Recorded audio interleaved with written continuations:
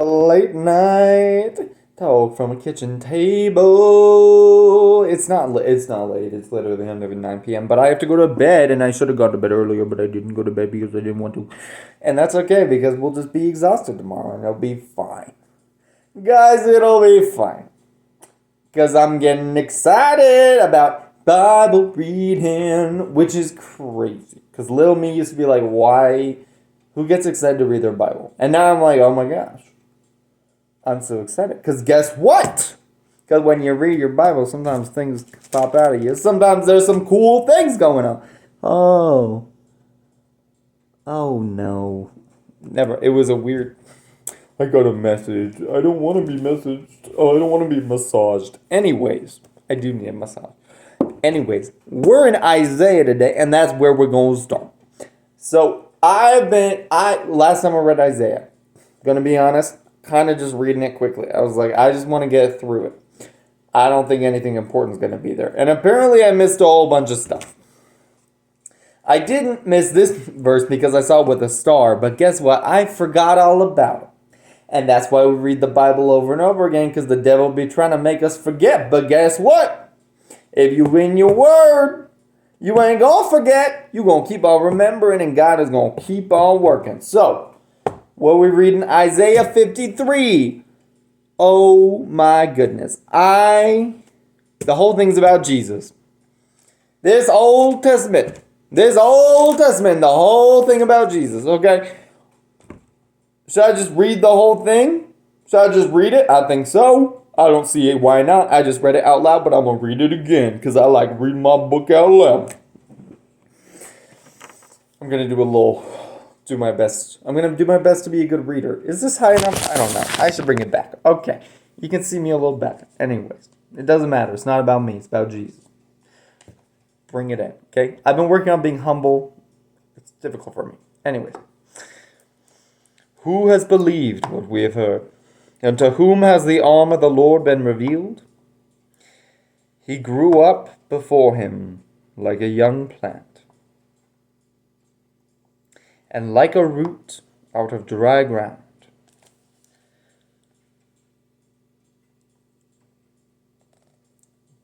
Jesus being a young plant, right? He came from the earth. He came from man, right? He came from a woman. Not from man. God through man. He's a man. Okay. He didn't have an impressive form. That's what I'm getting to. Or majesty that we should look at him. No appearance that we should desire him. He was despised and rejected by men. A man of suffering who knew what sickness was. He was like someone people turned away from. He was despised, and we didn't value him. I mean, come on now. Come on now. I mean, Jesus was despised. He came as a man. You know, everybody thought, oh my God, like the Messiah is going to come back and he's going to be this like, oh, you know, but guess what? I mean, there was a, oh, with the angels and stuff, but he came back as a baby. He came back as defenseless, as completely dependent on God and trusting. You can't do anything as a baby. You're just showing up. You're not showing up as something mighty, as something like, oh, it must be. You just showed up as humble. That's pretty cool. You know, I always forget that. I'm like, that's crazy. Like, the king of the universe, the one who's like, he been there since the beginning. He been there. In the beginning was the Word. The Word was with God, and the Word was God. And yeah, he's showing up as this baby, just a little baby. That's crazy. Yet he himself bore our sickness, and he carried our pains. But we in turn regarded him stricken, struck down by God, and afflicted. This is talking a little bit more about, I mean, we're talking Isaiah, Jewish man, and especially focusing on that aspect of the fact that he's talking about his own people, talking about the Sanhedrin. The main ones, the reason why they had to go to Rome was because the Jewish leaders couldn't do it themselves, right? They have to keep their hands clean. So they had to go straight to Rome. They had to go from their own people. And Jesus, all of Jesus' disciples, guess what? They were all Jewish. They were his own people. Who was he preaching to? Every time he's talking to the Pharisees, guess what? He was talking to his own people. There, of course, were Gentiles as well, but the people he was coming to first, the people that he was talking to, a whole bunch, the people we hear him talking to a lot, are all Jewish people. His own people.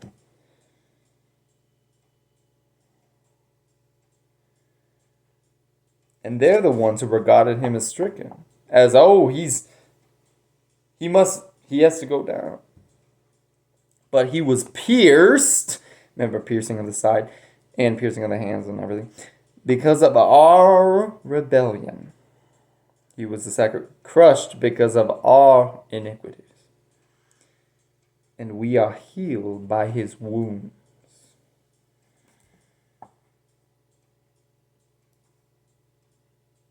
It also talks about the fact that he won't even. Here we go.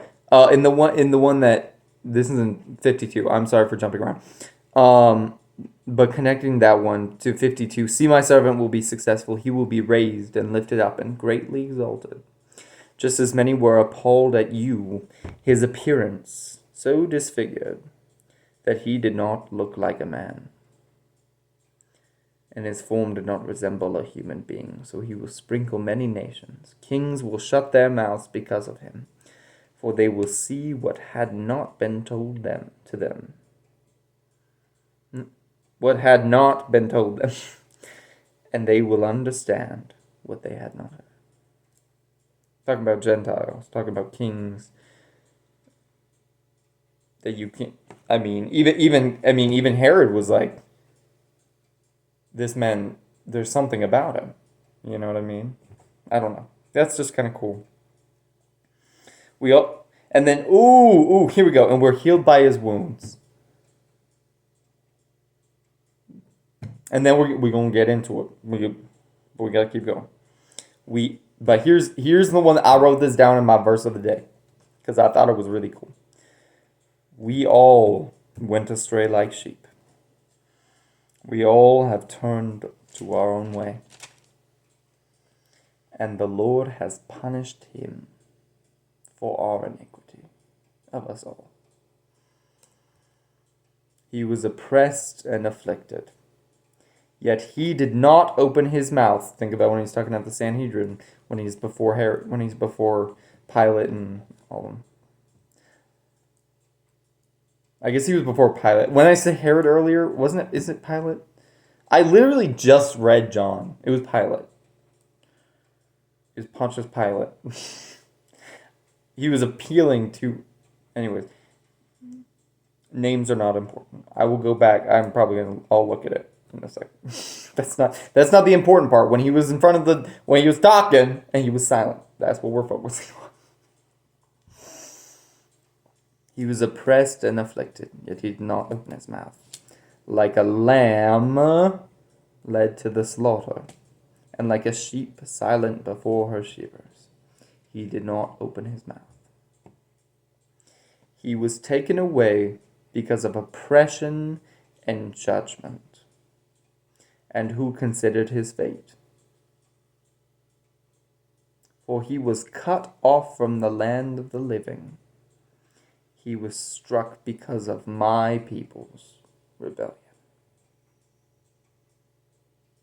He was assigned a grave with the wicked on the cross.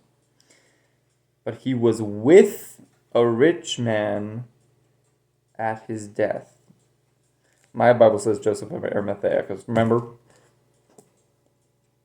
because he had done no violence. He had not spoken deceitfully. Yet the Lord was pleased to crush him severely. When you make him a guilt offering, He will see his seed. He will prolong his days, and by his hand the Lord's pleasure will be accomplished. When you make him a guilt offering, he will see his seed. He will prolong his days, and by his hand the Lord's pleasure will be accomplished. Through Jesus, through the seed, like when he talks about being the sower, because Jesus is the guilt offering. He is the ultimate offering that we see. If you read all throughout Leviticus, we see a whole bunch of offerings. Prolong our days, talk about blessings, right? The Lord's pleasure, his will in our lives, and getting to see all the great things that God can do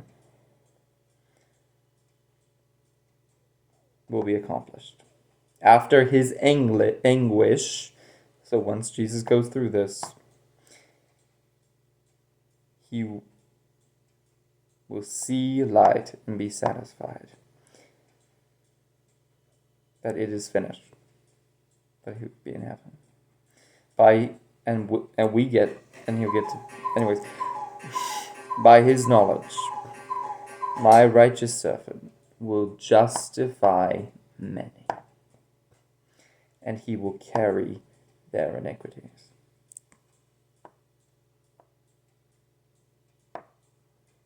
He carries our iniquities. All the things that every jacked up thing we do, he carries them. And he talks about that. That he will carry our burdens, right? Therefore, I will give him the many as a portion. Give him the many as a portion. Not just a few, the many. That's us. And he will receive the mighty as spoil. Because he willingly submitted to death, was counted among the rebels, and was counted among the rebels. Yet he bore the sin of many and interceded for the rebels. Think of that moment on the cross when he says, today you will be in paradise with me.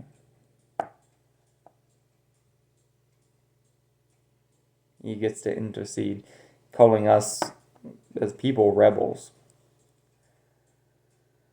Rebels against God.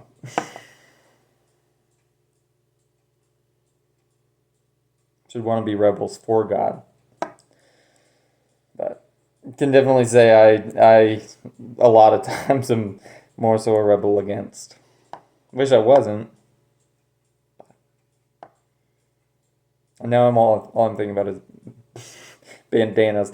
Being a lone star. I don't know.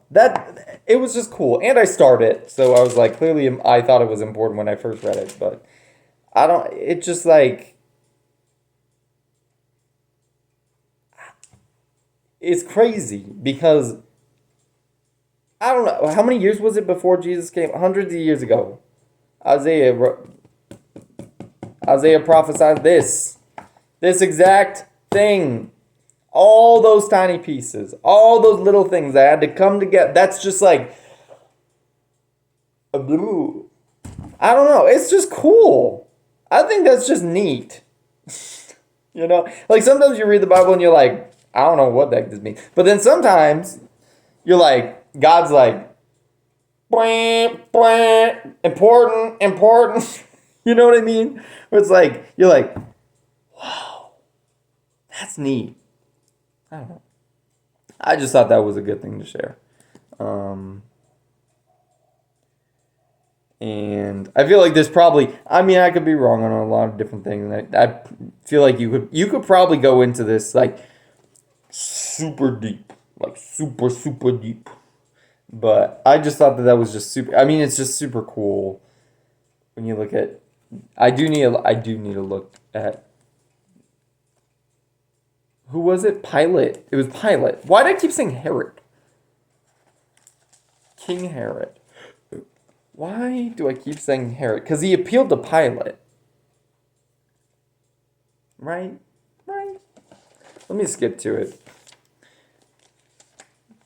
We're gonna skip to John. Hello, John. How are you? Pilate. Does he talk to Herod? Oh, Herod is the one before. Oh, Herod is like Herod was from the beginning story. Oh, that's when he was born. And there's King Herod, and he was like, "I want all the babies dead." And then Mary was like, "Ooh, skirt, skirt," to Bethlehem, or to Egypt. He was to Egypt, out of there. She was like, and then to Bethlehem, right? And it was like, "You're safe. Bring the baby back." That's a crazy way to describe the story of Jesus' birth. That's great. That's a wild way. Anyways, I feel like that was not an accurate representation. Maybe I shouldn't do a translation of the Bible. I feel like it would be a very weird translation. But anyways, I just thought this was really neat. And I hope you have a lovely little evening. I need to go to bed because I have to be up in like 7 hours. And I need my beauty sleep. It'll be fine. I'll just be tired tomorrow. That's all right. Reading this was worth a little bit of tiredness. You know what I mean? Sharing it, sharing the gospel is always worth some time. And sometimes, it may not always get super deep. I feel like I just touched scratch the surface, but sometimes that's okay. Like, sometimes you don't have to, sometimes you don't have to go all the way deep. Sometimes God's like, this is just a cool thing for now. We'll go deep later. We'll talk about it when we're ready. When you're ready to talk about it on a deep level. But let me give you a little taste, little flavor, little aroma. It's like being a sommelier and you have a whole bunch of like notes. Anyway, I need to go to bed. Have a good night.